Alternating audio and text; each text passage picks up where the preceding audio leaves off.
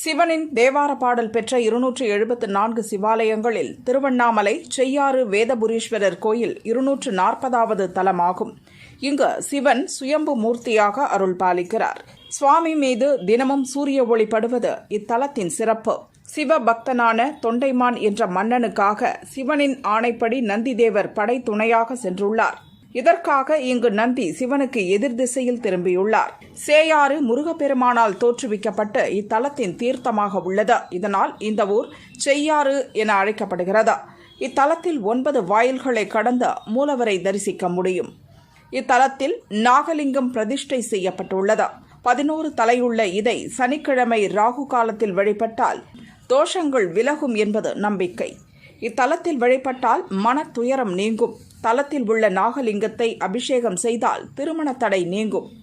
இத்தலத்தில் தலமரமாக உள்ள பனை மரத்தின் பனம் பழங்கள்